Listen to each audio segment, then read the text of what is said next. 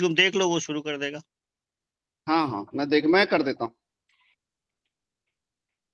Good evening, all. I, Dr. Vishal Kumar Sinha, on behalf of Academics for NAMO, welcome you all in today's talk, Preserving Cultural Heritage and Modi Government. Our distinguished speakers have joined us, and they will be sharing their thoughts on the above-mentioned topic. First of all, I would like to invite the convener of Academics for Nation, Dr. Devi Dayal Gautam, for the welcome address. Dr. Devi Dayal Gautam is an assistant professor, Delhi School of Economics, Delhi University. Over to you, dear sir. Thank you, Vishalji. I would also like to welcome all of you on the behalf of Academic for Nation and Academic for NAMO in today ninth talk of Academic for NAMO. And Academic for Nation, this is the Academic for NAMO is the Academic for Nation initiative which is started in 2019 during the election, because Academic for Nation is doing different kind of academic activity across the year, but with the special initiatives taken during the 2019 election to disseminate the knowledge, the right knowledge, and also the academic from the academia, those who are disseminating, other person, those who are disseminating the knowledge can participate positively in during the election time also, with this special objective. And with this initiative we started in 2019, that was very successful in that. And 2-3 activity, majorly activity under this Academic for NAMO during the election, like some writing competition also, lecture series and publication of writing basically, and that focus on the government scheme basically, जो कि different तरह की scheme है, उसका किस तरह से एक अच्छा पर्सपेक्टिव जाए लोगों तक और नए नए लोगों को लिखने का मौका भी मिले एक डिफरेंट पर्सपेक्टिव से। और जो इलेक्शन की हम बात करते हैं, this is the fight between the two narratives, the narrative, two narrative between the one narrative is like the corruption, dynasty politics, impeachment, and all the other narrative is Dikshit Bharat, सबका साथ सबका विकास। इस narrative की दोनों की लड़ाई है। इन दोनों की लड़ाई के इस नरेटिव में हम लोग किस तरह से एक सही नरेटिव देश के सामने, समाज के सामने एक अपना पर्सपेक्टिव रख सकते हैं, इसके लिए इस नरेटिव इसको शुरू किया गया। और जो कि और इस साल इस 2024 इलेक्शन के लिए जनवरी में इसकी शुरुआत की गई साउथ दिल्ली कैंपस से। और आज जितने लोग जुड़े हुए हैं उनसे काफी लोग लंबे समय से ही है, उनके एक सपोर्ट से, उनके गाइडेंस में, बद्री सर हमारे बहुत लंबे समय से, JP sir and Niranjan sir सहयोग से, और सभी लोगों के, professor Shri Prakash ji director south campus, उनका हमेशा हम लोगों को मार्गदर्शन मिलता रहा इन लोगों के। इसमें इसको शुरुआत किया गया पुनः, और जिसके तहत इस साल अभी तक ये हमारी ये 9th सीरीज है। इन सीरीज में इसके अलावा भी हमने, आप लोगों ने देखा होगा कि हम लोग विशेषकर स्पेशली जो रिसर्च स्कॉलर्स हैं उनके लिए हमने एक ऐसे सीरीज रखा था जिसमें बहुत ही अच्छा रिस्पांस आया। अराउंड 200 हमें एसेज मिले, जिसका हम लोगों ने रिजल्ट भी डिक्लेयर किया। अच्छे अच्छे सब्जेक्ट थे उनमें पे आया। और इससे पहले, आज की सीरीज से पहले, हमने हमारी जो पहली जो सीरीज हुई थी republic at 75, Modi government foreign policy, विकसित भारत, इसे अनेक विषयों पे इस सीरीज को अभी तक की टॉक हुई है।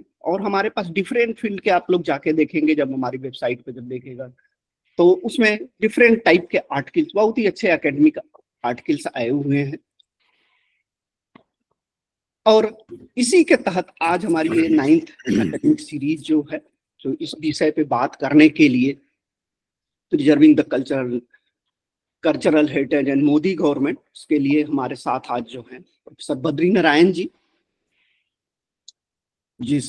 जिनको आप सभी लोग जानते भी हैं, एक सोशल साइंटिस्ट, राइटर, पोएट। अभी सर को पोएट्री के लिए साहित्य अकेडमी अवार्ड भी मिला, और सर का हमेशा सहयोग रहा है हम लोगों के लिए, और इस फील्ड में विशेष करके कि क्या हुआ, किस तरह से है। दूसरे हमारे प्रोफेसर निरंजन कुमार जी स्पीकर हैं, जो कि हमारे साथ बहुत लंबे समय से एसोसिएटेड हैं।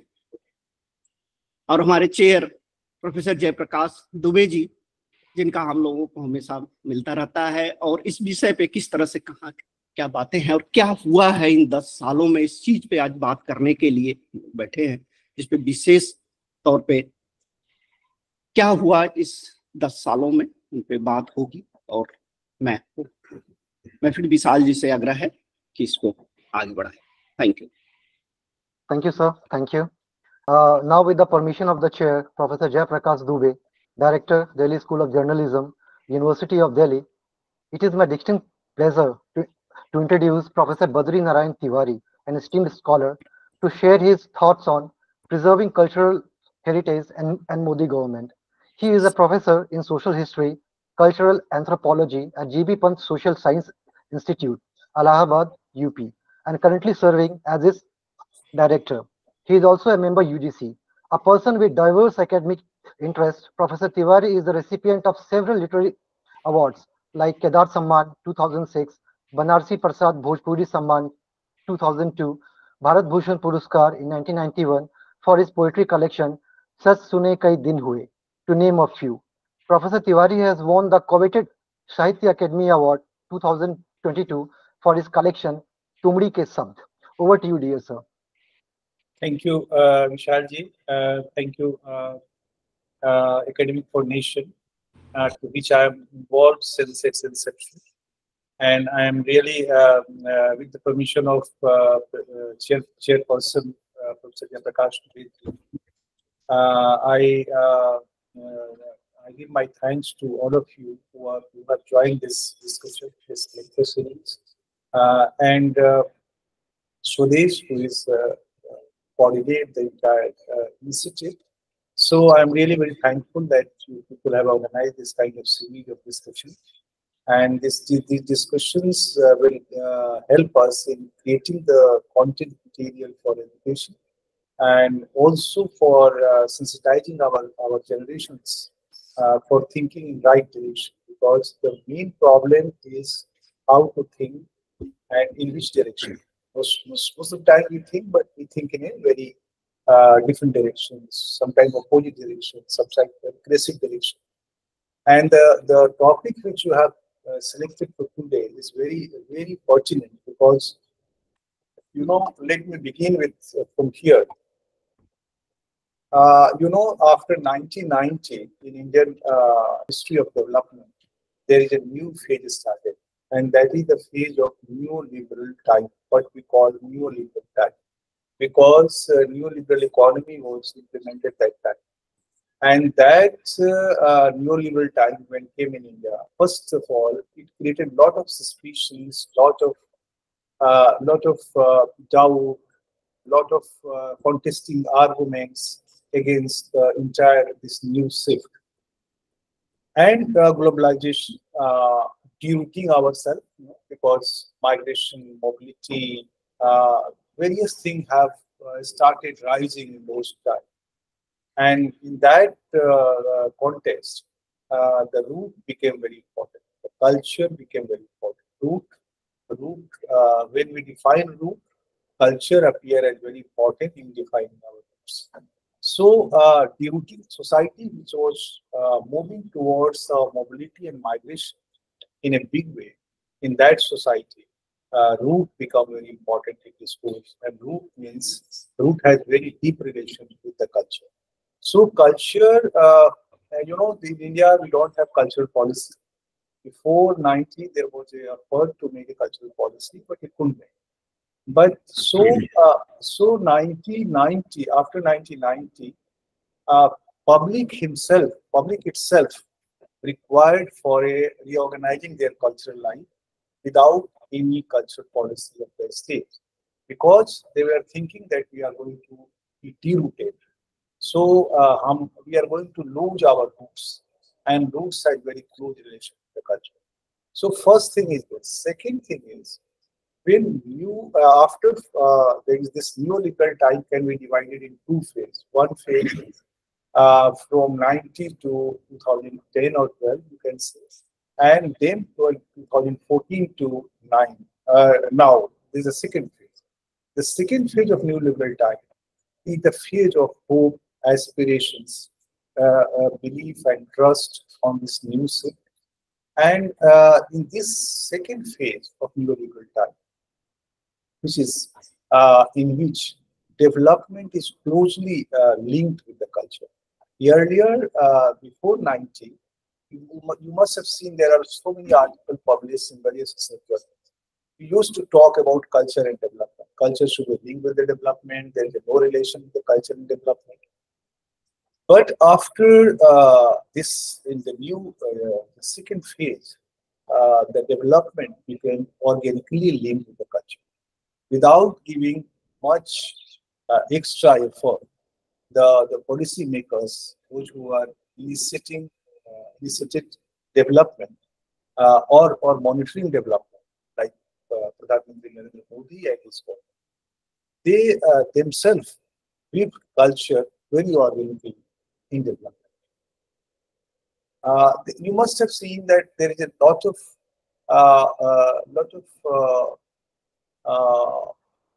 ignorance of culture in the process of development in before 90, and especially in the left discourse, mostly left discourse of development, or you can say modernist project of development, or you can say the Western phase of the argument of development. They have no any concern about the culture. So in the second phase of neoliberal time, the government came because of this government's own philosophy of governance. The culture appeared very important in the discourse of development. You must have heard there is a very interesting debate in the Marxist circle. There was a in All India History Congress, and in that Congress, one historian, leftist historian, told that there is a no culture. We told that we are going to discuss economy, not culture. So there was a historian from the UK. He said, without culture, no economics, and no economics, no history. So culture is very much linked with the economy and the history, making the history. So this government, the Modi-led government, as a lens of development, always use culture, because this culture provides us the source, way of thinking, and the makeup of human psyche in a right direction. What we call Manas ka nirman, Manas that. And for the making of Manas, you need a culture, because we are not only the कहते हैं ना पांच तत्वों का पिंजरा. We are not only पिंजरा of पांच तत्व. एक इसके बीच एक और तत्व है, that is मन, that is the Manas. And यानी हाड़ मांस का पुतला नहीं है ये शरीर, इसमें एक मानस है. And to create and recreate that manas, culture is very important, because we live in the culture. You know, our life is planned from death to birth, birth to death, around culture and with the culture. Religion is a part of culture. Religion is a one way, the philosophical or a kind of conduct of the culture. So you may know better than me about the meaning of dharma. Dharma कैसे रहते हैं, धार्यति इसको धारण करते हैं, and धारण करना in one way is a culture, because हम culture को धारण करते हैं. So from birth to death, we have sanskaras, we have entire wisdom, folk wisdom proverbs, storytellings, lok-git. These are all reflects the essence of human life. And that essence is a moral, spiritual essence of human life. And that human life always help us, or that wisdom, folk wisdom, or cultural wisdom, always help us to balance ourselves in the age of you can say this consumerism, the aggressive modernity. जो पूरी दुनिया में develop चल रही है, globalisation का दौर है. In that, this kind of manas, this kind of cultural wisdom help us in living in society in a balanced way. Thirdly, what Modi government, Modi government organically linked culture with development first. And culture, because they understand that this is the time, this is the second phase of neoliberal time, is a time of mobility and migration. So mobility towards where or which direction? Mobility towards our religious sites, our issues of indicators of our garva, indicators of our identity. And so they recreated all those places which has a cultural meaning and religious meaning in our life. And those places attracted a huge number of tourists in a big way. You must have read about Pradesh, Kashi, and Ayodhya. Last year, the government has declared data that 48 lakh people, tourists came in Uttar Pradesh, and in that 16 lakh were foreigners. So culture and development in this way is linked, but culture is also linked with the development in conceptualizing development in a balanced way. It should not hurt our social fabric. It should not make us merely consumers. It should make us manas, which may be a balanced Bharatiya manas. And you must have heard that Panchpran, where Modi has promoted Panchpran, in that decolonization of mind, in that use Atmanirbharta. There are so many constituents which are part of the Panchpran are closely linked with the culture of our society. So culture, and culture binds us. Culture works beyond caste. Culture works beyond common. Culture, in that way, culture forms the society. Society recreate the culture, but culture forms the society. So it has a very close link with the culture and the making of society. So culture as a base of governance and development is one of the key features of Modi government.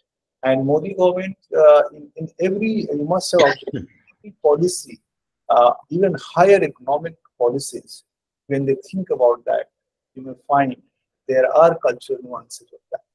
And cultural nuances. And culture, human can't live without culture. आपसे खाना छीन लिया जाए, पानी छीन लिया जाए, you can survive 2, 3, 4 days. But whenever you start thinking about yourself, you delve in a culture. So culture in that way defines us, makes us, and gives us meaning in our life, gives us existential meaning in our life. So as a philosophy of development, this government has built culture, the entire notion of development, not culture and development, but culture-based development or culture-linked development. And secondly, otherwise, development become very aggressive. घोड़े की तरह जो घोड़ा आपको control नहीं कर सकते, उस तरह से दौड़ना शुरू करता है. There is a very interesting metaphor. It has a relation with the like lion and the shikari and the sea. अगर आप डेवलपमेंट को कंट्रोल नहीं करेंगे तो आप ही को खा जाएगा. And to control development, you need culture. Culture as a सवार जो कि डेवलपमेंट के घोड़े को संतुलित करता है, नियंत्रित करता है. So in that way, and culture gives you, as I said, meaning. Meaning means meaning as a human, meaning as a nation, meaning as a RPA, meaning as a defining yourself. The identity in a much broader sense, beyond any primordial identities, many primordial identities. So, and thirdly, uh, when development goes with the culture, it creates its base of expansion.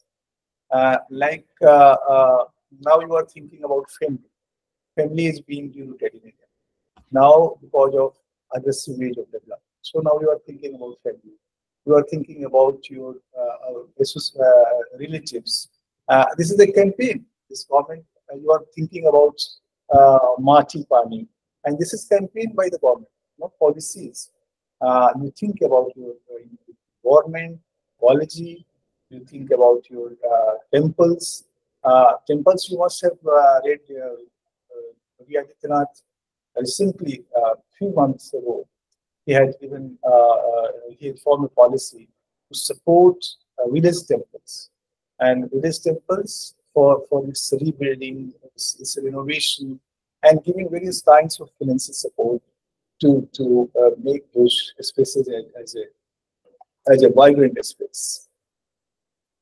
Traditional cultures, every caste, every community has a culture, but these all cultural forms has a close links within itself. They are part of a meta narrative. These are the micro narratives. These caste cultures are not that way micro culture. They are micro narratives, but linked with the meta narrative, and that meta narrative is the Bharatiya Pran Tattva.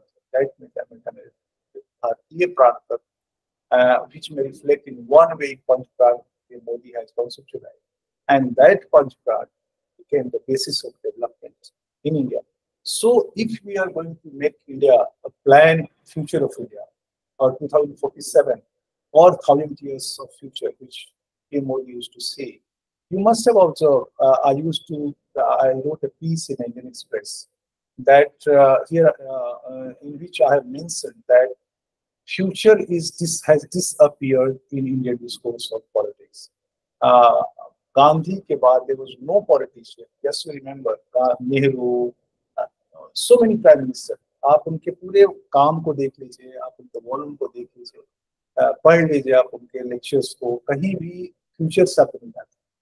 Future शब्द लोहिया में एक बार आता है जब वो critic करते हैं, कहते हैं कि भारत की सारी पॉलिटिकल पार्टियों में फ्यूचर को सोचने की क्षमता खत्म हो गई. They have lost their capacity to think about the future. And usko PM Modi has reconceptualized. So this future came from where?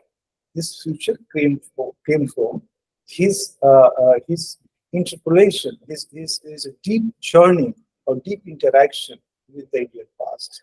So past, present, and culture domain, where past, present, and future, all three interact with each other in a very balanced way. So if you are going to reconceptualize India into 2047, you need to have a culture, to cultural vision as a space which may interact past, present, and future to make a Manas, Indian Manas, or Manas within yourself. That Manas can create future India or India 2047 and recreate the Bharat Bhavishya. So there may be many things can be talked about. Already 5:30, so I have already spoke more than 25-30 minutes. So I'm not going to take your much time. Here I'm going to end with a metaphor that which I've heard somewhere in that ये जो मैंने अभी आपको सुनाया भी कि जैसे मन के बिना शरीर होता है, एंड ये कबीरपंथी सॉन्ग है, जैसे मन के बिना शरीर होता है वैसे ही गान के बिना मन होता है. गान के बिना मन नहीं होता, जैसे मन के बिना शरीर नहीं होता है, और ये जो गान है वो एक तरह से हमारी संस्कृति है। और ये संस्कृति मैं उसके वर्ष में सुना रहा हूँ।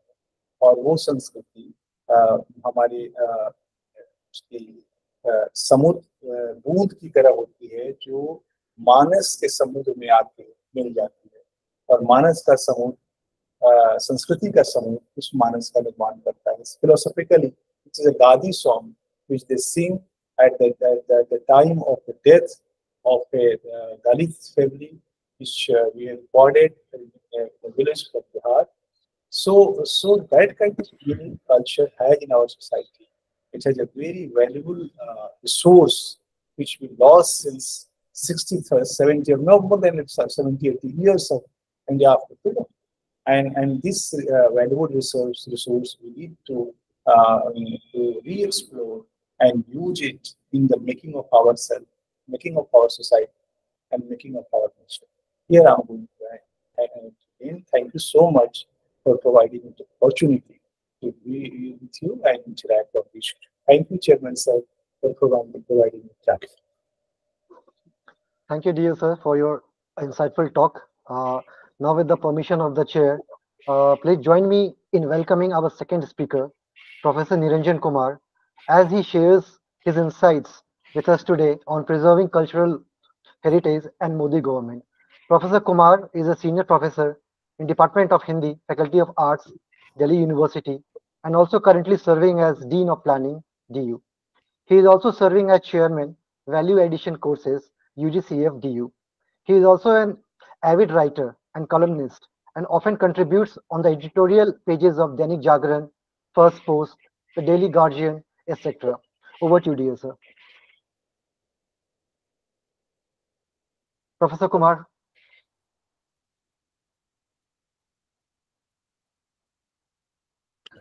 Unmute. Sir, you are on mute. Please unmute your microphone.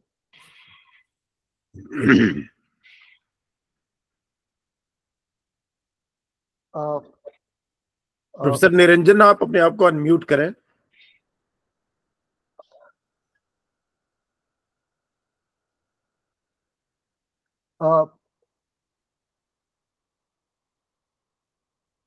Sir, you are not audible.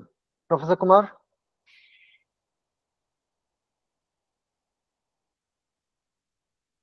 Professor Niranjan, एक बार एग्जिट करके दोबारा एंटर करके देखें आप।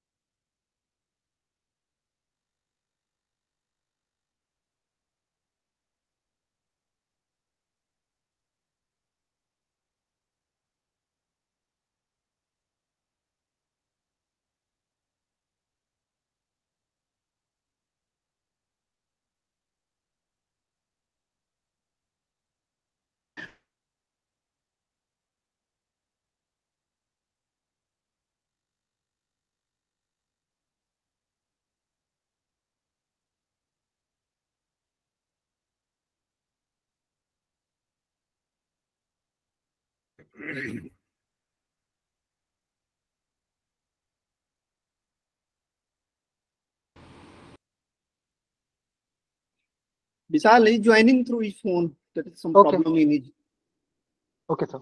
desktop. Okay.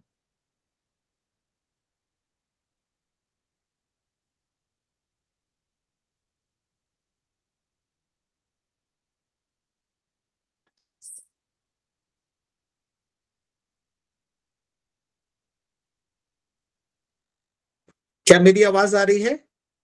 आ रही है सर, आ रही है सर। क्या क्या मुझे सुन पा रहे हैं? जी sir, loud and clear sir. Okay, thank you.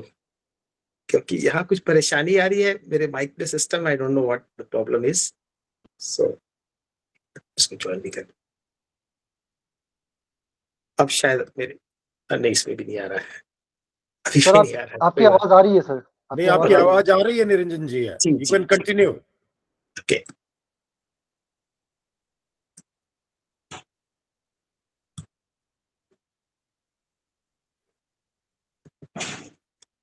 Okay, धन्यवाद, thank you. I'm sorry, I beg pardon of all the people because of the inconvenience caused to you people. Echo आ रहा है क्या? नहीं sir, everything is perfect sir. हाँ sir.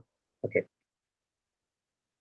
So first of all सबको मेरा नमस्कार। Professor JP Dube ji, professor Badri Narayan ji, friend doctor Swadish Singh ji, doctor Devi Dayal ji, doctor Vishal Sinha, and all faculty members and research scholars joined across from the country. The topic today is very interesting and as well as very important. I will start from a very famous speech long back around more than 75 years ago, 14th August 1947 night. And you know that speech. I will quote a couple of the lines from that famous speech, The Tryst with Destiny, which is called, long years ago, we made a tryst with the destiny, and now the time comes when we shall redeem our pledge, not wholly or in full measure, but very substantially. A moment comes, which comes but rarely in history, when an age ends and when the soul of a nation, long suppressed and find utterances. But dear friends, could that soul of the nation, could the soul of that great nation which is called Bharat, which was suppressed for long years, more than 800 years, got it utterances, whether fully or in wholly or in full measure or even substantially. I will take you further around 70 years from that particular year or that particular date. Another day is 17th May 2014. And the Guardian newspaper of England, it writes in its column, India, another tryst with destiny.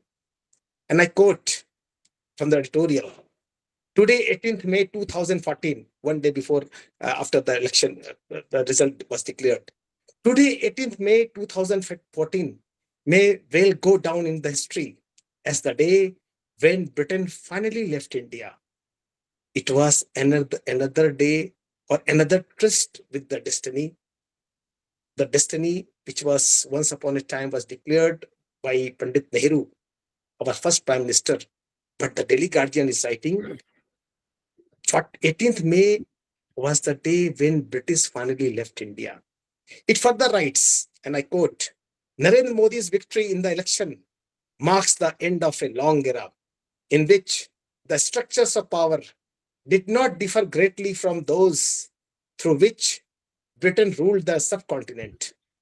It further says, India under the Congress party was, in many ways, a continuation of the British Raj by other means. Universal suffrage gave Indians a vote, but not, at least for much of the time, a voice. Now the voice has been heard again, and it has endorsed a new kind of leader in the name and shape of Mr. Narendra Modi. So, dear friends, another tryst with the destiny started after 2014. And this was the real tryst with the destiny, which our forefathers, which they have the dreams, that dreams was uttered in the words of first Prime Minister, unfortunately, that dream was not realized or actualized. लेकिन 2014 के बाद वह स्वर्णिम समय आ गया जब भारत ने एक नई उड़ान भरने का प्रण लिया, उस उड़ान को भरने का प्रण लिया जो भारत कभी हुआ करता था. My previous speaker, learned speaker, he delineated in detail the theoretical paradigm and the conceptual philosophical understanding of the culture and how Modi government was or has been doing a wonderful job in that direction. Lekin instead of since most of the things have been covered by him, the theoretical part, the philosophical part, so I will go more into the praxis part, praxis or the practicum side of the how Modi government or how Narendra Modi is preserving the cultural heritage of our country. So friends, हम जानते हैं, as already you heard also, कि किसी देश का विकास, उसका पूर्ण विकास तब तक अपूर्ण या आधा होता है जब तक कि वह विकास केवल आर्थिक ना होकर, आर्थिक या सामाजिक या राजनीतिक ना होकर अपनी सांस्कृतिक धरोहरों को भी संजोए हुए बढ़ता है. और भारत ऐसा देश हमेशा रहा है. दुनिया के बारे में कहा, दुनिया में एक समझ है भारत के बारे में कि India has been a country of only spiritualism and cultures and all, but India was never a country only of spirituality और the cultural achievement. In fact, even our philosophically also, dharma, artha, kama, moksha. Artha and kam has been very, very important part and parcel of Indian society and culture, Indian philosophy. तो मैं कहना जो चाहता हूँ, अर्थ के साथ साथ जो चीजें भारतीय संस्कृति की विरासत है, वो आदिकाल से भारत को एक महान सभ्यता और संस्कृति वाला देश ऐसे ही नहीं बनाए हुए था. And that is why India was always called, it was never called a superpower. We were never a superpower. We never wanted to be a superpower. We were always a Jagat Guru. We were always a Vishwa Guru. And the time of that, the reclaiming that heritage of Vishwa Guru, that tryst with the destiny, which was once claimed or reclaimed or proclaimed, the time started, I will say, substantially or wholly only after 2014.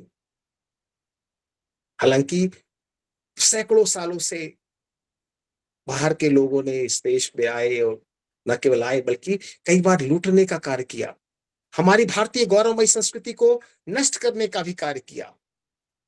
यह उम्मीद थी कि स्वाधीनता के बाद हम जो गांधी जी का स्वप्न था, गांधी जी के स्वप्नों में एक यह भी स्वप्न था, ये हमारे सारे जो स्वाधीनता संग्राम के सेनानी थे, विवेकानंद स्वाधीनता सेनानी और रविंद्रनाथ ठाकुर स्वाधीनता सेनानी तो नहीं थे, लेकिन जिस परंपरा के वह उत्तराधिकारी थे, उसमें भारतीय संस्कृति की पुनर्प्रतिष्ठा का एक कहीं ना कहीं स्वप्न उनमें था. और बाल गंगाधर तिलक, महर्षि अरविंदो, महात्मा गांधी इत्यादि ऐसे अनेक मनीषियों ने उसी भारतीय संस्कृति की पुनर्प्रतिष्ठा का स्वप्न देखा था स्वाधीनता के साथ साथ, क्योंकि स्वाधीनता का आंदोलन सिर्फ राजनीतिक स्वतंत्रता के लिए नहीं था, वह अपनी सांस्कृतिक स्वतंत्रता के लिए भी था, अपनी सांस्कृतिक विरासत को पुनर्स्थापित करने के लिए भी था. लेकिन स्वाधीनता के बाद, गांधी के बाद जैसे वह स्वप्न ना जाने किस ठंडे बस्ते में खो गए और बंद कर दिए गए, बल्कि एक खास तरह की एक कल्चरल और एक एकेडमिक डिस्कोर्स ने कभी भी भारतीय संस्कृति की उस प्रतिष्ठा को वापस दिलाने का प्रयास ही नहीं किया. Whether it was academic leadership, whether it was cultural leadership, because of the ideological, I will say, understanding within quotes or misunderstanding of this country, or the prism of Western prism, whether it was Marxist or I'll say this Western, British or European Eurocentric prism, वह चीजें हमारी जैसे कि किनारे हाशिए पर रख दी गई थी. भारतीय संस्कृति, भारतीय विरासत तो जैसे एक बहुत ही हीनता का भाव हमें एहसास कराने वाली वस्तु हो गई थी। लेकिन 2014 when British finally left India, as the Guardian says, और नरेंद्र मोदी के बागडोर संभालने के बाद जिस आत्मनिर्भर भारत, जिस विकसित भारत की दिशा में भारत ने कदम बढ़ाया है, उस विकसित भारत की दिशा में कदम बढ़ाने में सांस्कृतिक विकास की दृष्टि से भी भारत एक नए स्वर्णिम पथ की ओर चल नहीं बल्कि दौड़ रहा है। मित्रों, आप पिछले 2014 के बाद का 10 साल का नरेंद्र मोदी जी का आप पूरे कार्यकाल को देखें तो आप आर्थिक, सामाजिक, राजनीतिक स्तरों पर बहुत सारे परिवर्तन हुए, जिसकी ओर मैं कोई बात नहीं करना चाहूंगा। या संविधान के स्तर पर मैं कश्मीर के बारे में कोई बात नहीं करना चाहता, मैं धारा 370 के बारे में नहीं बात करना चाहता, मैं यूनिफॉर्म सिविल कोड के रास्ते में क्या चीजें हो रही है उस संदर्भ में मैं नहीं बात करना चाहता। ऐसे सीए के बारे में बहुत सारी बातें हो रही है। इन सकारात्मक आर्थिक रूप से देखें तो भारत का तो जैसे कायाकल्प हो गया है। आप देखें तो आर्थिक रूप से 2014 में जो भारत, आप जानते हैं 2014 में क्या स्थिति थी, भारत विश्व के 10वें नंबर की अर्थव्यवस्था थी। आज भारत 5वीं अर्थव्यवस्था बन गया विश्व की सबसे बड़ी। 2014 में $2 trillion economy we were almost, now we are about to reach $4 trillion GDP economy. By 2027, we would be going to be a not only 5 trillion economy, in fact, that we may become in end of 25 itself, and definitely, or 26, definitely in the beginning. By 2026 or 27, we are going to be also 3rd economy in the world. लेकिन बात यहाँ केवल आर्थिक सत्ता की नहीं है, आर्थिक एक उत्थान की नहीं है, यहाँ बात हम सांस्कृतिक उत्थान की, सांस्कृतिक धरोहरों की और सांस्कृतिक विरासत के संरक्षण की कर रहे हैं। एंड इसीलिए आप देखेंगे कि प्रधानमंत्री जी ने अभी जो हाल में लगातार ऐसी बातें उन्होंने पहले भी कही, लेकिन 2022 के 15 अगस्त के को लाल किले की प्राचीर से क्या कहा उन्होंने कि भारत का 5 जो भारत प्रण ले, उसमें एक प्रण क्या है, तीसरा जो प्रण है अपनी विरासत पर गर्व करना भी। हमें गर्व करना होगा अपनी विरासत पर, which we in fact forgot, in fact we denied its position in this world and also very unfortunately in this country, कि आप अपने विरासत का तो नाम लेने में हमें शर्म आती थी।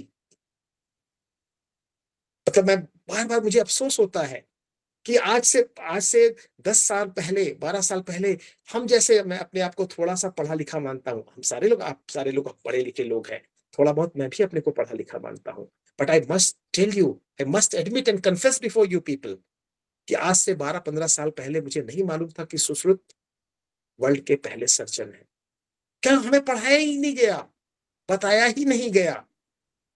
एंड सुश्रुत, आप ऑस्ट्रेलिया का medical college in Australia, and in the main gate of that medical college, the statue is there, and below that statue, a line is written, first surgeon of the world, Sushruta.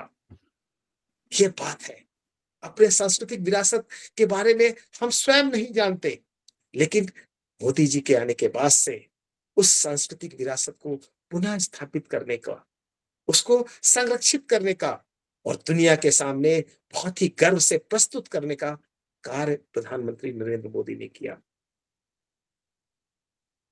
2014 में सितंबर में संयुक्त राष्ट्र महासभा, उसके जो 69th session था, उसमें उन्होंने इस प्रस्ताव को रखवाया कि योग शुड बी योग दिवस, एक योग दिवस मनाया जाए, और 21 जून को योग दिवस मनाने के इस प्रस्ताव पर दुनिया के सभी 193 देशों ने सर्वसम्मति से इस प्रस्ताव को पारित कर दिया। कुछ लोग कहते हैं योग तो हमारी प्राचीन विरासत और ज्ञान विज्ञान का हिस्सा रहा, लेकिन क्या इस सांस्कृतिक विरासत को किसी सरकार ने 70-75 साल तक किसी के मन में आया भी नहीं। बड़े बड़े जो संसार के हमारे नेता कहलाते थे, जिनका डंका, उन्होंने कहा कि हमारा डंका बजता है, किसी के मन में वो बात भी कभी नहीं आई। और आज देखिए योग पूरे संसार का, जैसे कि भारत का एक फ्लैगशिप, एक सॉफ्ट पावर का हिस्सा है। एंड द प्रेजेंट, बहुत अच्छी बात अभी प्रोफेसर बद्री नारायण जी कह रहे थे, आदरणीय बद्री नारायण जी, कि culture goes with the development or development goes with the culture, is vice versa. मैं यही कहता हूं कि apart from the culture, also the political power, the soft, basically soft political power of the country also establishes across the world. जैसे America का Hollywood has been the is part of the soft power through which America also penetrated in whole world. भारतीय प्रधानमंत्री नरेंद्र मोदी जी ने पहली बार अपनी सांस्कृतिक विरासत को सॉफ्ट पावर का हिस्सा बनाया, और आज योग is such A part of that soft power. Ayurveda, आज संसार भी आयुर्वेद के बारे में जानने लगा है, उत्सुक है, समझना चाहता है। हमने एक समय रहा होगा, आयुर्वेद भी must have been very codified and documented, लेकिन वो डॉक्यूमेंटेशन कहीं मिलता नहीं।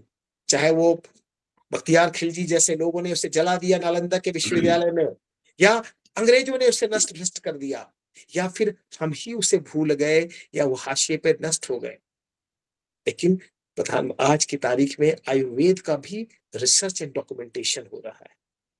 This is very very important for your establishing your culture, showcasing your cultural heritage, and also it has also an economic aspect, जैसा कि बद्री नारायण जी भी कह रहे थे। इसका आर्थिक पक्ष बहुत बड़ा आर्थिक पक्ष है। It generate lots of money also. इस फंड, इंटरनेशनल जो आपका जो फॉरेन फंड आता है, वह भी आयुर्वेद के माध्यम से एक बड़ा हमारा फॉरेन रेवेन्यू का स्रोत है। और इसीलिए मैं कहूं कि जो 2014 के बाद का समय है, किसी समय लोग कहते हैं कि भक्ति काल एक पुनर्जागरण का काल था, सांस्कृतिक जागरण का काल था। फिर स्वाधीनता के पहले जो, जिसे हम कल्चरल रेनेसा की बात करते हैं, 19वीं सदी का रेनेसा, राजा राममोहन राय से लेकर विवेकानंद, आर्य समाज, दयानंद सरस्वती से लेकर सारे लोग, राणा डे इत्यादि इत्यादि। मैं कहता हूं कि वह भी एक दौर था, लेकिन एक और सांस्कृतिक पुनर्जागरण का दौर 2014 के बाद शुरू हुआ है। और मैं बहुत जिम्मेदारी से कह रहा हूं, विद फुल रिस्पॉन्सिबिलिटी, कि अगर इसे सांस्कृतिक पुनर्जागरण का तीसरा काल कहा जाए तो कोई या कोई अतिशयोक्ति नहीं होगी। क्योंकि मोदी सरकार ने न केवल हमारे जो प्राचीन सभ्यता संस्कृति के जो हमारे प्रतीक हैं, तत्व हैं, विचार हैं, मूल्य हैं, विरासत है, न केवल उनको एक तरह से पुनर्स्थापित करने की कोशिश की, बल्कि उन सारी चीजों को भी धीरे धीरे हम लाने की और स्थापित करने की कोशिश कर रहे हैं, जिसको आजादी के बाद जैसे अनदेखा कर दिया गया, जाने या अनजाने। मैं नहीं कहता कि जानबूझकर किया गया, लेकिन अनजाने में भी किया गया। तो इसके लिए हम उन सरकारों को मतलब बरी नहीं कर सकते।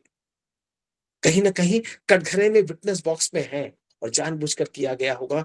काफी लोगों का ऐसा कहना कि शायद जानबूझकर किया, because of the ideological hangover which looked with contempt to Indian culture and heritage. And one of the testimony, one of the example, one of the evidences is also, you can see, our NCERT books. अब देखिए ना NCERT की पुस्तकों को, इसके बारे में मैं अभी आगे चर्चा करूंगा कि कैसे NCERT की पुस्तकों में आपके सांस्कृतिक विरासत को जैसे कि हाशिए पर रखकर प्रस्तुत किया गया है। एक तो वह प्रस्तुत नहीं कर रहे, और प्रस्तुत करते भी हैं तो either with some twisting, with some hiding, or with perverting, even I'll say, if you permit me, you people. एक उदाहरण से मैं अपनी बात को बताना चाहूंगा। आप देखेंगे एनसीईआरटी की पुस्तक में, मुझे याद नहीं आ रहा, 6ठी या 7वीं क्लास की पुस्तक थी ये, मैं बता रहा हूं आज से जो नई पुस्तकें छप रही उसके पहले की पुस्तक, आवर पास्ट 1, मेरे ख्याल से 2 पुस्तकें, our past 1 and our past 2। उसमें एक उसका चैप्टर है, दूसरा या तीसरा चैप्टर होगा। उस पुस्तक में क्या है, चैप्टर देखिए कितना खतरनाक और डेंजरस प्लान रहा है हमारे एकेडमिक लीडरशिप का, This because of their ideological, I will say, hangover or ideological prism, or a view which looks at India's cultural heritage, especially the ancient period, with contempt. जो chapter का नाम मैं बताना चाहता हूं, सुन के आपको क्या बताती हैं हमें किताबें और कब्र, इस पुस्तक का, इस चैप्टर का टाइटल है अध्याय का, What Graves and Books Teaches Us। और आप जानते हैं कि उस चैप्टर में किन बातों पर बात की गई, चर्चा की गई है? महान वैदिक सभ्यता, ऋग्वैदिक सभ्यता, ऋग्वेद से संबंधित बातें, और वैदिक पीरियड जो वैदिक काल है उससे संबंधित बहुत सारी, और पोस्ट वैदिक पीरियड की चर्चा है उसमें। मतलब आप बात करेंगे उसमें बहुत सारी बातें ऐसे, जो कुछ बातें छिपा ली गई हैं वैदिक काल के बारे में, उस पर मैं जाऊंगा नहीं। मैं सिर्फ एक लाइन से अपनी बात को खत्म करना चाहता हूं, क्योंकि फिर अलग विषय खुल जाएगा, जिस पर मैंने लिखा भी, एक आर्टिकल में लिखा भी था। तो it was a first popular article, then I converted into an academic article। तो मैं जो कहना चाह रहा था कि उसमें आप ऋग्वैदिक जो भारतीय सभ्यता का एक बहुत महान कालखंड रहा है, स्वर्णिम कालखंड रहा है, एक नहीं सैकड़ों उदाहरण में दे सकता हूं ऋग्वेद से, जो आज दुनिया जिसके बारे में बातें करती है, चाहे लोकतंत्र की या सहअस्तित्व की या मानसिक विचार की या सामूहिकता की, जैसी आप जो भी उच्चतम मानदंड ले सकते हैं लोकतंत्र के, almost everything you will find in Rigveda's सूक्त। वो सूक्त महामंत्र है, लेकिन क्या कलुष मानसिकता रही जिसने उस चैप्टर का नाम क्या बताती हैं हमें किताबें और कब्र, उस चैप्टर का नाम क्या आप नहीं रख सकते थे? ऋग्वेदिक कालीन समाज, ऋग्वेद कालीन संस्कृति समाज। यह दिखाता है कि कैसे pre Modi period things were. मुझे मालूम नहीं कि आज एनसीईआरटी इस चैप्टर को कैसे कंसीडर करेगा, क्या लिखेगा, क्योंकि मालूम नहीं कि एनसीईआरटी की जो कमेटी में जो लोग हैं, जो लोग क्या कर रहे हैं उसके बारे में जानकारी नहीं, लेकिन मैं बात बताना चाहता हूँ दैट रेफरेंस। और प्रधानमंत्री मोदी सरकार ने उन सारे अपने सभ्यता संस्कृति के जो केंद्र है हमारे, उन सबको फिर से रीस्टैब्लिश, रिजुविनेट करने की कोशिश कर रहे हैं। 2014-15 में ही मोदी जी ने अपने पर्यटन मंत्रालय के तहत एक स्कीम शुरू किया, Prasad scheme under the ministry of tourism. The acronym is Prasad, which stands for Pilgrimage, Rejuvenation and Spiritual Augmentation Drive। अर्थात तीर्थ यात्रा, कायाकल्प और आध्यात्मिक संवर्धन अभियान, जिसके तहत 45 बड़े प्रोजेक्ट शुरू किए गए हैं प्राचीन सांस्कृतिक स्थलों के संरक्षण और जीर्णोद्धार के लिए। 2000 करोड़, करीब 1585 करोड़ से ज्यादा का बजट है, जो लंबे समय से उपेक्षा और जो हमारे सभ्यतागत केंद्र रहे हैं, कुछ ऐसे केंद्र जो हमारी आस्था के केंद्र केवल हमारे पूरे भारत नहीं बल्कि संसार के लोगों के, जो संसार के भर के फैले हुए हमारे हिंदू भाई और या हमारे हिंदू लोग हैं, केवल हिंदू ही नहीं बल्कि हिंदू से इतर भी धर्मों के लोगों के लिए। मैं शुरुआत करना चाहूंगा काशी विश्वनाथ कॉरिडोर से। याद कीजिए, आज से 5-8 साल पहले जो लोग 10 साल पहले कभी काशी जाते होंगे और बाबा विश्वनाथ के दर्शन के लिए जाते होंगे, किन गली कूचों से आपको गुजरना पड़ता था हम लोगों को, कैसे कैसे रास्ते थे, लगता था यहाँ आकर पर बाबा विश्वनाथ कैसे बंधे हुए हैं, क्या एक तरह से काल कोठरी में उन्हें जगह मिली हुई है। और आज बाबा विश्वनाथ के जीर्णोद्धार के बाद जो विश्वनाथ कॉरिडोर, काशी कॉरिडोर है, उसके बाद तो जो उसका भव्य दृश्य है, अभी मैं हाल में ही गया था, पता आपका मन मुग्ध हो जाएगा, श्रद्धा से नत हो जाएगा। बाबा विश्वनाथ के लिए तो पहले भी नत था, लेकिन आज उस व्यक्ति जिसका नाम नरेंद्र मोदी है, उसके लिए हृदय में आपके मन में बहुत ही भाव पैदा होंगे। हम मंदिर में घुसते ही, उस प्रांगण में घुसते ही, कॉरिडोर में, कि बाबा विश्वनाथ को भी लोगों ने काल कोठरी दी और इस काल कोठरी से किसी ने मुक्त कराया है, वो नरेंद्र मोदी है। मित्रों, मैं ऐसे कई नाम गिना सकता हूं, चाहे उज्जैन का महाकाल प्रोजेक्ट है, पूर्वोत्तर में मां कामाख्या का काशी कॉरिडोर, मां कामाख्या का कॉरिडोर है। ऐसे बहुत सारे प्रसंग आ सकते हैं। And last but not the least, आप जानते हैं 500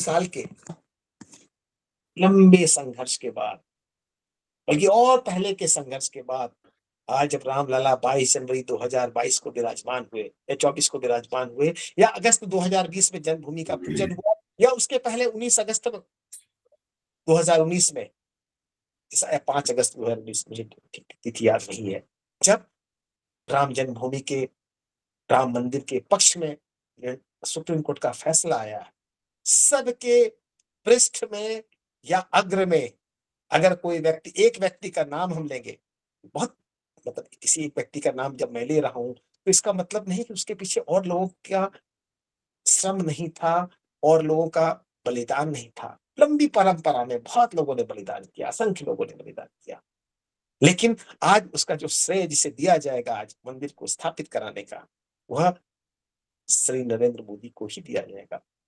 और इस रूप में जब मैं कहता हूं ना कि सांस्कृतिक ये पुनर्जागरण का काल है, तो ये कहीं से भी अतिशयोक्ति मुझे नहीं लगती, और मुझे लगता है कि शायद आपको भी नहीं लग रही होगी। मित्रों, और भी बहुत सारे उदाहरण दिए जा सकते हैं, चाहे वह चार धाम प्रोजेक्ट है जो उत्तराखंड का, इसमें 825 किलोमीटर का, आप याद कीजिए आज से जो 15 साल 20 साल पहले जाते रहे होंगे हम लोग, जब भी उत्तराखंड के इन धामों में किस तरह के रास्ते थे। यमुनोत्री तो आप जा ही नहीं सकते थे, चलना इतना कठिन रास्ता था, होता था यमुनोत्री, बहुत खतरनाक और डरावना। 825 किलोमीटर के इस चार धाम के प्रोजेक्ट में आज 650 किलोमीटर से ज्यादा का काम हो चुका है। मुश्किल से 5 साल की ये यात्रा है, पहले कभी किसी ने सोचा ही नहीं। चाहे सोमनाथ का हो, चाहे आपके स्टैच्यू ऑफ यूनिटी हो, मतलब कितने नाम मैं गिनाऊं, उससे महत्वपूर्ण बात क्या है कि जो भारत का जो सांस्कृतिक उत्थान का, जागरण का जो कालखंड चल रहा है, दुनिया में भी इसका डंका, हमने एक बार आपको योग के बारे में बताया, आयुर्वेद के बारे में बताया, राम मंदिर के कारण तो है ही है कि आज की तारीख में, as professor Badrinarayan also he already said so, कि this cultural developments, I'll not say only cultural development, of course religion is part of culture also, culture is part of religion, vice versa. So that way आर्थिक विकास के लिए भी ये बहुत ही महत्वपूर्ण हो जाता है, क्योंकि हमारे जो सांस्कृतिक केंद्र रहे, हमारे जो धार्मिक केंद्र रहे, यह सिर्फ धर्म और संस्कृति के केंद्र ना होकर बहुत बड़े आर्थिक व्यापार के भी केंद्र रहे हैं।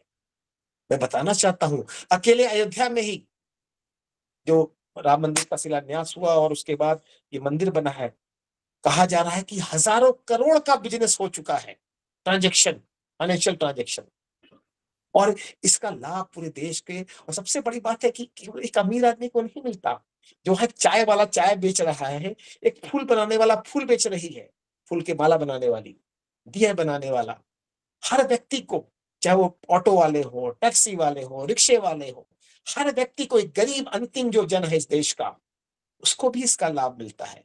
तो ये सांस्कृतिक विरासत की जो बात है, सांस्कृतिक विरासत के संरक्षण की बात है, मोदी के बारे में कहते हैं ना, मोदी जी देखो जी, मैं तो गुजराती आदमी हूँ और मुझे धंधा ठीक से समझ में आता है, तो इसके पीछे कहीं ना कहीं वो इसके पीछे के बिजनेस को भी समझते हैं। ये उनका विजन है, which our earlier leadership unfortunately or deliberately or indeliberately simply they looked over.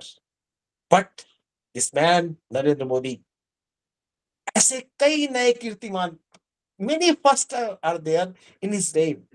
एक बहुत अच्छा मुझे बार बार याद आता है, हम हमेशा कहते हैं कि देखो हमारी सारी चीजें चुरा कर विदेश ले गए, किन ऐसे रेयर प्रतिमाएं, रेयर स्टेच्यूज। मैं आपको बताना चाहता हूं कि 2013 तक जो विदेशों से भारत, जो हमारे रेयर स्टेच्यूज थे जो लौटे थे या लौटाए गए थे, it was 13 in number. Narendra Modi के आरंभिक 8 साल के या 9 साल के कार्यकाल में लगभग 235 या 250 प्रतिमाएं आ चुकी हैं। 9 साल में 250 प्रतिमाएं, और कहा उसके पहले 2013 तक सिर्फ 13 प्रतिमाएं।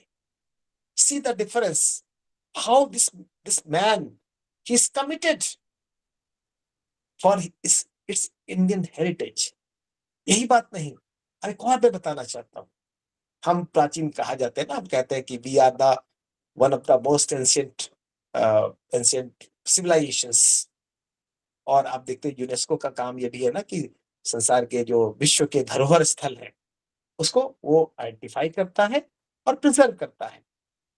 आप देखेंगे यह भी आपको लगेगा कि 2014 तक क्या हमारे शासक वर्ग की मानसिकता थी। Academic leadership, cultural leadership, and of course the political leadership which was behind all this too। 2014 तक 15 ही ऐसे स्थल थे जो विश्व धरोहर स्थल थे यूनेस्को के लिस्ट में। 2022 में सिर्फ 8 साल की बात मैं कर रहा हूं, मेरे पास डेटा जो है 8 साल का डेटा है। 2022 तक, हो सकता है 2 साल में और भी बहुत हो गए होंगे, 15 थे 2014 तक, और उससे आज 52 हो चुके हैं, और 3 गुना से भी ज्यादा, ऑलमोस्ट 4 गुना, 3.5 गुना। ये इस व्यक्ति नरेंद्र मोदी का कमाल है।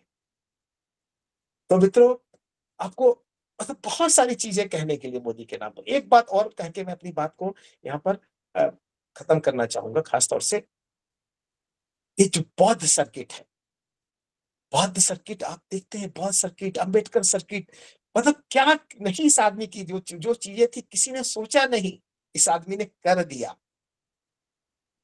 चाहे वो बौद्ध सर्किट में आपके लुम्बिनी, कुशीनगर और श्रावस्ती, कपिल वस्तु, सबको एक सर्किट बनाने के लिए पूरा इंफ्रास्ट्रक्चर से लेकर हवाई अड्डा कुशीनगर में, या फिर सारनाथ, उधर फिर अंबेडकर के जो सर्किट बन रहा है पूरे पंच तीर्थ के रूप में, ये किस व्यक्ति की देन है?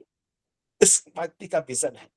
और यही बात नहीं, मतलब प्रधानमंत्री इन सारी चीजों को तो कर ही रहे हैं, इसके साथ साथ अपने आने वाले जो भाजपा का संकल्प पत्र है, मैं संकल्प पत्र देख रहा था विभिन्न पार्टियों के, सबका तो देखने का समय नहीं मिलता आजकल, मुझे पढ़ने का समय कम ही मिल पाता है, लेकिन देख रहा था भाजपा के संकल्प पत्र में। आप देखेंगे तो एक बात उन्होंने, जो प्रधानमंत्री जी ने लिखा है, प्रधानमंत्री तो लिखा नहीं है, मतलब उनके ही निर्देशन बना है, भाजपा विकास भी और विरासत भी, इस मंत्र पे विश्वास करती है।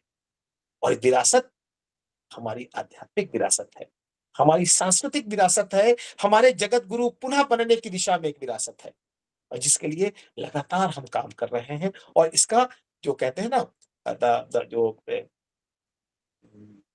फेमस एंथ्रोपोलॉजिस्ट क्या है वो, आई थिंक मेलिनोस्की, जो कहता है मैनिफेस्ट फंक्शन तो है ये, there is a latent function also in terms of the economic development. तो इस सांस्कृतिक जो संरक्षण और इसके विकास के पीछे कहीं ना कहीं आर्थिक पक्ष भी शामिल है, जिसकी ओर प्रधानमंत्री कभी अनदेखा नहीं करते, क्योंकि यह रोजगार से और हमारे आर्थिक प्रगति से भी जुड़ा हुआ है। तो कहने को बहुत सारी बातें हैं, लेकिन समय काफी हो गया है, और इसलिए मैं अंत में I again go back where I started। A moment comes which comes but rarely in history, when an age ends and when the soul of a nation long suppressed find utterances। And dear friends, after 2014, the soul of this great nation is really finding its utterances in letter and spirit, not just substantially but wholly। और इसीलिए अंत में मैथिली शरण गुप्त की वह पंक्तियां कि हम कौन थे, क्या हो गए और क्या होंगे अभी, उस समय मैथिली शरण ने जब लिखा था, एक विलाप की मुद्रा थी, वो दुख मना रहे थे। लेकिन आज अगर मैथिली शरण गुप्त होते तो कहते, हम कौन थे, भले कुछ हो गए, लेकिन और क्या होंगे अभी, यह संसार को देखना है, दुनिया को देखेगी। और भारत जब एक जगत गुरु भारत बनेगा, ऐसा विकसित भारत बनेगा जो संसार के लिए एक नई राह दिखाएगा, और उन सब के पीछे कोई व्यक्ति जिम्मेदार होगा, तो he will be prime minister Shri Narendra Modi. बहुत बहुत धन्यवाद, आप लोगों ने मुझे बहुत ध्यान से सुना। आप सबका बहुत धन्यवाद, स्वदेश जी और देवी दयाल जी, चेयरमैन साहब Dubey ji, and Professor Badri Narayan ji, and all friends who have joined us. Thank you very much. Thank you, sir. Thank you for your enlightening and inspiring talk. Now, I would like to invite Professor Jaiprakash Dubey, sir, Director, Delhi School of Journalism, University of Delhi, for the chair remarks. Over to you, sir. नमस्कार सभी को, नमस्कार और बहुत बहुत धन्यवाद। It has been very real treat. एक बड़ा इंटरेस्टिंग मसला था जिस पर बड़ी चर्चा, बड़ी गहन चर्चा खुल के आई है। प्रश्न वही हैं जिनके उत्तर हमें चाहिए होते हैं। प्रश्न क्या है कि कल्चर हमारे समाज का कितना महत्वपूर्ण हिस्सा था आज के 15-20 साल पहले, क्योंकि कल्चर हर समाज में इकोनॉमिक ग्रोथ का एक ड्राइवर रहा है। हर सभ्यताओं ने अपने लिए इकोनॉमी के ग्रोथ का ड्राइवर जो है संस्कृति को बनाया है, चाहे उस संस्कृति का मेजर हिस्सा धर्म रहा हो या कुछ और भी चीजें हैं। क्योंकि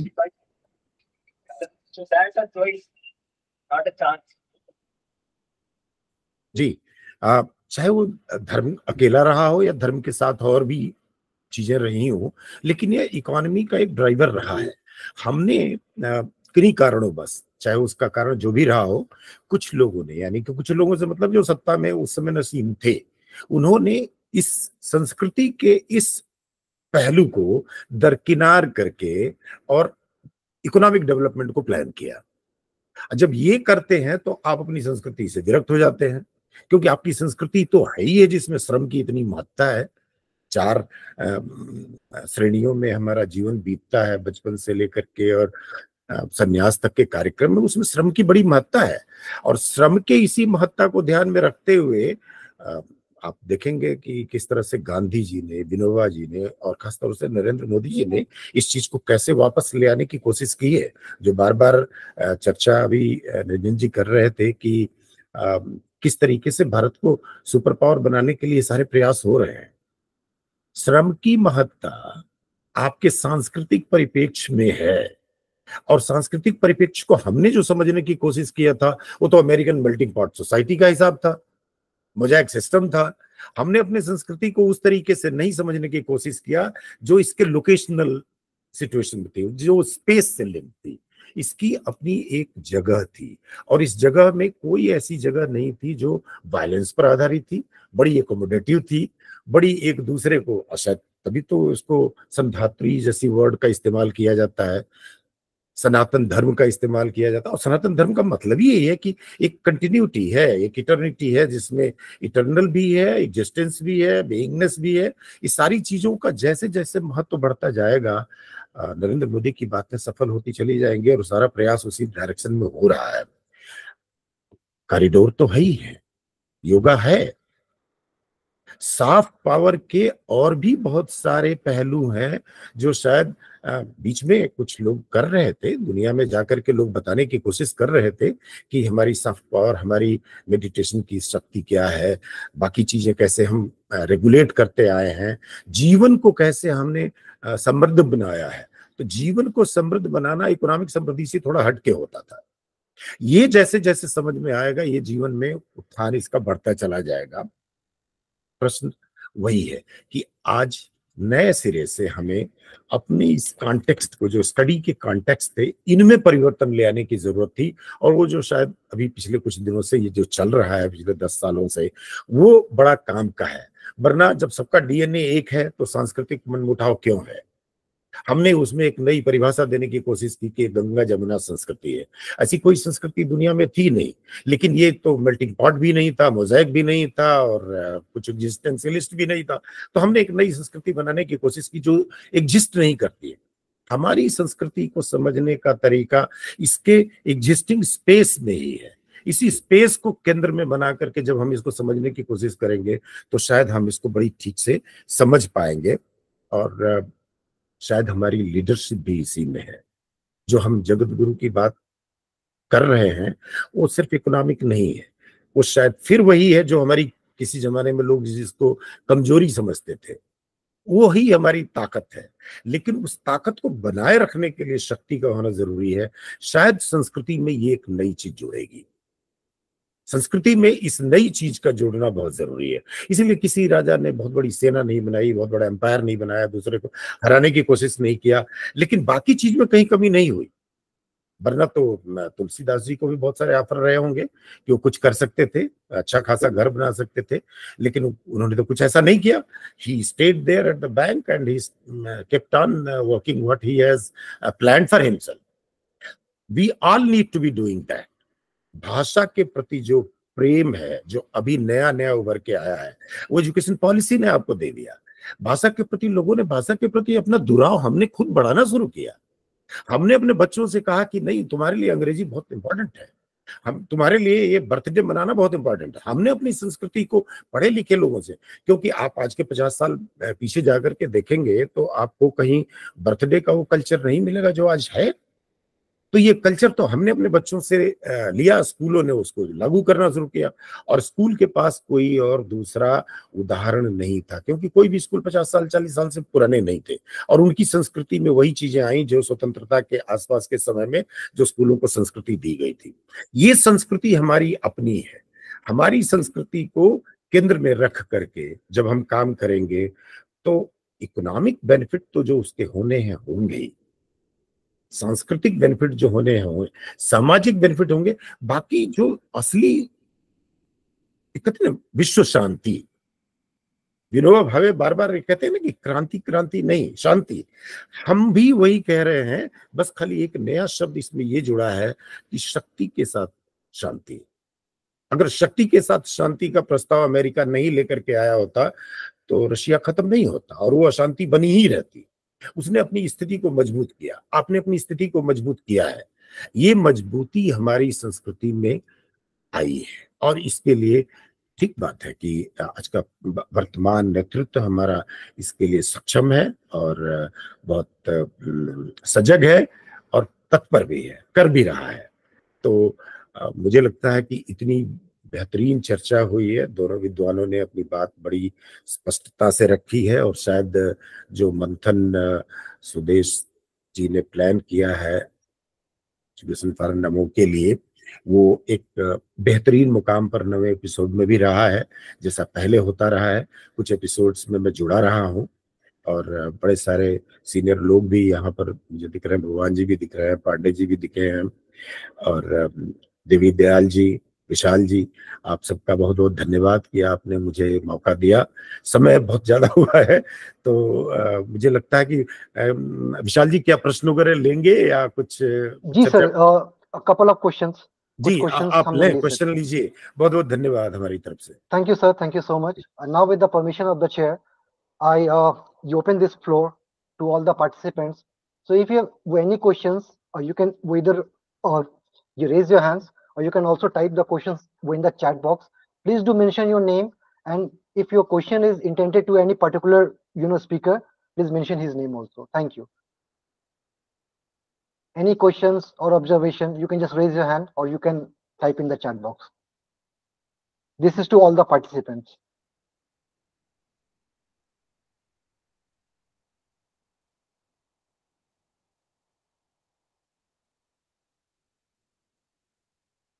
Any questions or queries? Dr. Saroj Ranjan ji has raised his hand. Yes, Dr. Saroj, please ask your question. Sir बहुत बढ़िया डिस्कशन हुआ, मुझे बहुत अच्छा लगा। और मेरा क्वेश्चन जयप्रकाश सर से है, ये जो कॉरिडोर है, जो हमारा धार्मिक कॉरिडोर है, जो उससे बनेगा तो इकोनॉमिक डेवलपमेंट्स के रिस्पेक्ट्स में जो हम कल्चर और जो टूरिज्म को बढ़ावा देंगे, या धार्मिक जो हमारा कल्चरल हेरिटेज है, उससे हम कैसे उसको जोड़ना चाहेंगे, और आने वाले दिनों में प्रधानमंत्री जी की क्या योजनाएं हैं इन दिस रिगार्ड सर, अगर आप उस पे प्रकाश डालें। जयप्रकाश सर। मैं इसमें कुछ चीजें जोड़ दूंगा, लेकिन मैं चाहूंगा कि निरंजन जी इसको बाद में देखें कि इसको वो क्या क्या कम्युनिकेट करना चाहते थे। लेकिन सरोज जी, एक जो हमारी तरफ से इसमें महत्वपूर्ण बात यह है कि आज के 2000 साल पहले एक सन्यासी भारत से चलता है और कश्मीर में आग करके एक मठ बनाता है, देश के चारों कोनों में बनाता है। यानी कि ये जो मोबिलिटी है हमारी, जो घूमने की, जो एक स्थान से दूसरे स्थान पर जाने की, और अपने एक क्षेत्र में, जिस क्षेत्र को वो अपना समझते हैं, राजा तो नहीं थे वो, इसी तरह का कोई प्रिंसली किंगडम तो कमांड नहीं करते थे, लेकिन ये जो प्रक्रिया है, ये प्रक्रिया हमने लिव की है, जी है। तभी तो आज बनारस को आप कहते हैं कि the most ancient lived place. Ancient lived place क्यों? क्योंकि साउथ इंडिया में भी इसके रिकॉर्ड है, ईस्टर्न इंडिया में भी रिकॉर्ड है, और बहुत पुराने पुराने समय में इसके रिकॉर्ड है। तो वो रिकॉर्ड अगर उस जमाने के उपलब्ध हैं और लोगों ने इस चीज का इतना बखूबी इस्तेमाल किया है, तो हम इसको कल्चरल एसिमिलेशन में देखें, हम एक दूसरे को, अपने लोगों को जानने की कोशिश में करें। और इसके लिए भारत सरकार ने अगर ये काम किया है तो साधुवाद, बहुत बधाई के पात्र हैं। इकोनॉमिक बेनिफिट तो इसका आना है, क्योंकि धीरे धीरे हर चीज मोनेटाइज हुई है। ट्रांसपोर्ट तो अब वो पैदल तो चलेंगे नहीं, ट्रांसपोर्ट की व्यवस्था होगी, रहने की व्यवस्था होगी, और ये सारी चीजें सिर्फ सांकेतिक नहीं है, मतलब इनका अर्थ जो है सांकेतिकता से उठ करके है। और ये बड़ा इंपॉर्टेंट है, क्योंकि ये वर्तमान को जोड़ता है हमारे पास्ट से, भूतकाल से जोड़ता है, और भविष्य में इसको बनाए रखने के लिए, मजबूत बनाए रखने की प्रक्रिया का एक हिस्सा है। ये नहीं है कि जैसे भी निरंजन जी पढ़ रहे थे ना, कि भविष्य का कहीं जिक्र नहीं था ज्यादा। ये भविष्य की तरफ है कदम, लेकिन अपरूट होकर के नहीं, अपने संस्कारों से बाहर नहीं। अपने संस्कार से बाहर जाने में हमको 70 साल विकास करते करते लग गए, लेकिन हम कुछ कर नहीं पाए, क्योंकि विकास की एक गति होती है जो हमारी अपनी व्यवस्था से जुड़ी हुई होती है। जब उस व्यवस्था पर एक दूसरी व्यवस्था हम लाद करके विकास करने की कोशिश करते हैं तो विकास नहीं होता है। यूरोप में सेकेंड वर्ल्ड वॉर के बाद इकोनॉमिक डेवलपमेंट एक्सेलरेट इसलिए हुआ कि दोनों सोसाइटीज के, मतलब टूटने के बाद और रिवाइव होने के लिए जो बीच का एक ट्रांजिशन पीरियड था, उसमें जो व्यवस्था की गई थी वो उससे जुड़ी हुई थी। वही व्यवस्था जब पैसा ट्रांसफर किया गया अफ्रीका में और बाकी जगहों पर, तो व्यवस्था काम नहीं कर पाई। मतलब वही टेक्नोलॉजी, वही पैसा उनको एक्सेलरेट, इकोनॉमिक डेवलपमेंट को एक्सेलरेट नहीं कर पाया, क्योंकि वो उनकी व्यवस्था में फिट ही नहीं बैठता था। ये हमारी व्यवस्था में फिट बैठता है। ये इकोनॉमिक कॉरिडोर है, रिलीजियस कॉरिडोर खाली नहीं है, लेकिन चाहिए थे हमें रिलीजियस कॉरिडोर, इकोनॉमिक कॉरिडोर तो ये अल्टीमेटली बनेंगे। ये आर्मी के कॉरिडोर भी बनेंगे, क्योंकि हर सड़क जो है 2 किलोमीटर, 3 किलोमीटर, 4 किलोमीटर ऐसी बनेगी जहां पर जहाज भी उतरेंगे, टैंक्स भी चलेंगे। ये सारी व्यवस्था एक इंटीग्रेटेड सिस्टम की है। करने की प्रक्रिया में वर्तमान की हमारी जो संस्कृति के प्रति जो वैराग्य था, उसको कम करने का, उसको जोड़ने का, और शायद एजुकेशन पॉलिसी भी इसमें बड़ी भारी मददगार साबित होगी। निरंजन जी कुछ कहेंगे अभी? निरंजन जी है नहीं लगता है। जी विशाल जी। सर एक क्वेश्चन और आया है चैट बॉक्स में, दो आज के टॉपिक से कनेक्टेड नहीं है, लेकिन मुझे लगता है कि आप उत्तर देने के लिए सबसे अच्छे इसमें रहेंगे। प्रश्न है, sir my name is Kashish Saxena, I am a student at Indian Institute of Mass Communication Jammu. My question is that as a student aspiring for job opportunities, what kind of jobs will enable me to work in the field of art and culture, empowerment of India? कशिश, एक चीज तो है कि आप mass media के student हैं, तो mass media के लोग तो कहीं भी काम करते हैं। मतलब मास मीडिया एक ऐसी चीज है, और खासतौर से दिल्ली यूनिवर्सिटी में जो मास मीडिया के जो कोर्सेज हमने 2016-17 में डिजाइन किए थे जर्नलिज्म के, उसमें आपको, चूंकि प्रश्न आया है तो मैं उसके बारे में ज्यादा बात करना नहीं चाहता था, लेकिन अभी बता दूं कि उस समय जब ये कोर्स डिजाइन किया गया था, तो इस कोर्स को डिजाइन करने के पीछे 2 चीजें थी जो बड़ी इंपॉर्टेंट थी, कि एक ऐसी डिग्री होनी चाहिए हमारे पास जिस डिग्री के प्लेटफॉर्म पर आप मिनिमम एलिजिबिलिटी को पहले तो मीट करें, यानी कि ग्रेजुएट हो जाएं या पोस्ट ग्रेजुएट हो जाएं, फिर उसके बाद करने के लिए आपके पास दुनिया में जितनी चीजें हैं उसमें किसी में भी अगर आपका इंटरेस्ट नया जनरेट होता है तो बड़ी आसानी से उसमें मूव कर जाए। रेस्ट्रिक्शंस कम करने की व्यवस्था इस पत्रकारिता के कोर्स में की गई थी। तभी तो पत्रकारिता में ज्योग्राफी भी पढ़ाई जा रही है, इकोनॉमिक्स भी पढ़ाया जा रहा है, कल्चर भी पढ़ाया जा रहा है, इंटरनेशनल रिलेशन भी पढ़ाया जा रहा है, टेक्नोलॉजी भी पढ़ाई जा रही है, आर्टिफिशियल इंटेलिजेंस भी है। आपको करने के लिए कुछ भी मिल सकता है। और मैं बताऊं कि इन बच्चों को, और सबसे बड़ी बात तो ये है कि ये इन बच्चों को लैंग्वेजेस पर बड़ा फोकस था। एक नेशनल इंटीग्रेशन का जो कॉन्सेप्ट था कि हम डोमिनेंट लैंग्वेज यानी कि लैंग्वेज ऑफ कम्युनिकेशन से अंग्रेजी के माध्यम से ये नेटवर्क बना लेंगे। वो नेटवर्क तो बना नहीं 17 सालों में। तो हम ये कोशिश कर रहे थे कि हर स्टूडेंट अपने ओन मदर टंग के अलावा एक दूसरी लैंग्वेज भी सीखे।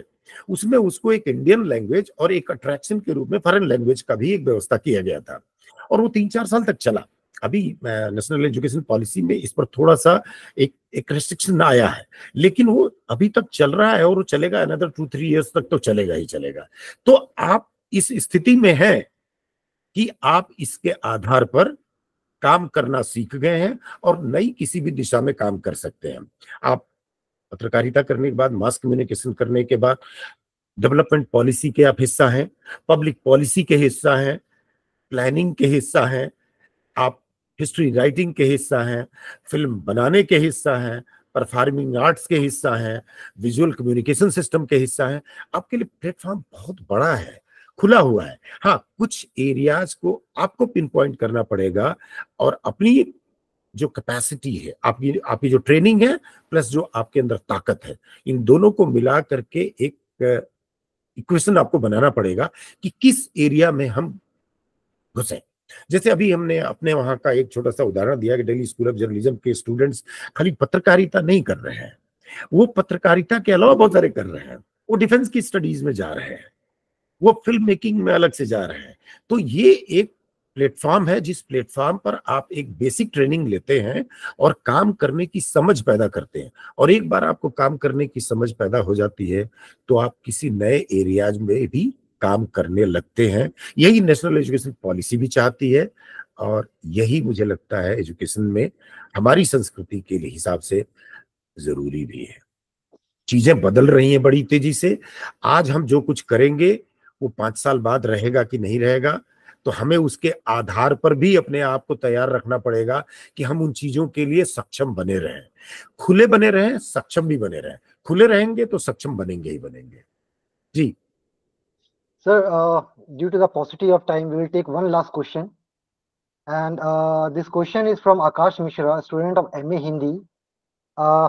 Sir, my question is, being the youth of nation, what are the small steps that we should take to safeguard the cultural heritage of the nation? या अगर निरंजन जी है तो अगर बात करना चाहें तो। Professor Niranjan Kumar, are you there? Niranjan sir. Sir, मेरा एक सजेशन होगा इस मामले में। जी अगर आपकी इजाजत हो तो सर, मैं कुछ कहना चाह रहा था।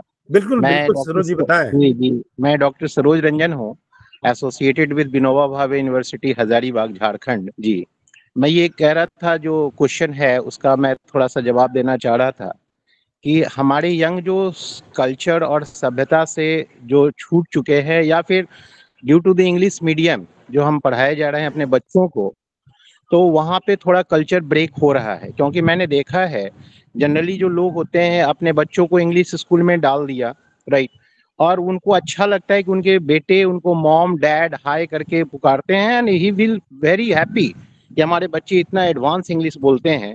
एट द सेम टाइम मैंने ये भी महसूस किया है कि बच्चों को वेद और जो हमारी जो संस्कृति है उसकी किताबें उनको नहीं पढ़ाई जा रही है।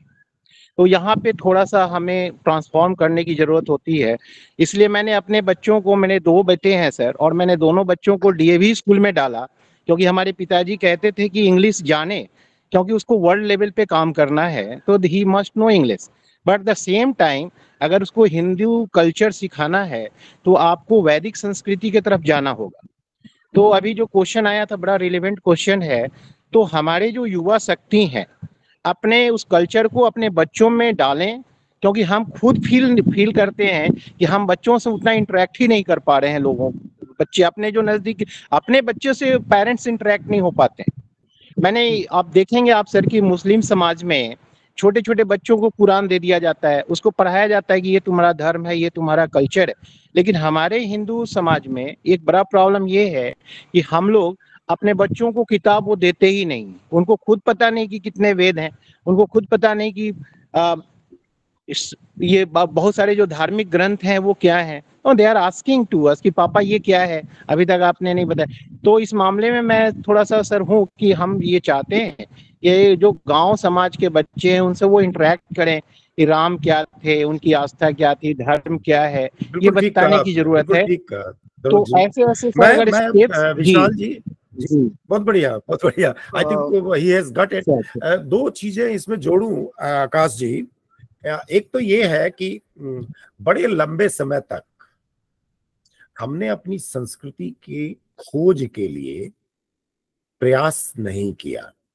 पहला, अगर प्रयास किया भी तो उसको समझने की जी कोशिश पैमाने से किया। दो काम तो आप इमीडिएटली करेंगे जब आप मास्टर डिग्री कर रहे हैं और जी आगे कर रहे हैं, तो आप अपनी संस्कृति को इसी के परिप्रेक्ष्य में देखने की कोशिश करिएगा। मैं एक छोटा सा एपिसोड जिक्र करना चाहूंगा कि एक अभी हाल में कहीं पर पीएचडी के लिए इंटरव्यू चल रहे थे, तो उसमें एक प्रोफेसर ने कहा, एक बच्चे ने कहा कि वो तुलसीदास पर काम, तुलसीदास एक विचारक के रूप में काम करना चाहता है। तो टीचर ने कहा कि तुलसीदास को आप विचारक कह सकते हैं। स्टूडेंट स्टन्ड रह गया। स्टूडेंट ने आकर के बात बताई, यह चीज आपको तोड़नी है आकाश। ये आपको बताना है कि तुलसीदास से बड़ा विचारक कौन होगा, जिसने पूरा साइंस लिख रखा है, मेजर कर रखा है, डिस्टेंस बता रखी है। मतलब वो सारी चीजें आप आज नापने लगिएगा तो आपको शायद उतना आसानी से ना मिले। लेकिन इतना आसान नहीं होगा उनको तुलसीदास को समझने में कि वो विचारक थे कि नहीं थे। विचारक थे। आप संस्कृति में हैं। दुनिया में आप अपने आप को और अपने लोगों को इस तरह तैयार करेंगे जो सक्षम बने, और सक्षमता अपनी संस्कृति के बाहर भी आएगी, लेकिन अपनी संस्कृति के साथ आएगी तो वो सबल होगी, समर्थ होगी और दूर तक रहेगी, लंबे समय तक रहेगी। धन्यवाद। Now, with the chair's permission, I would like to move to vote of thanks.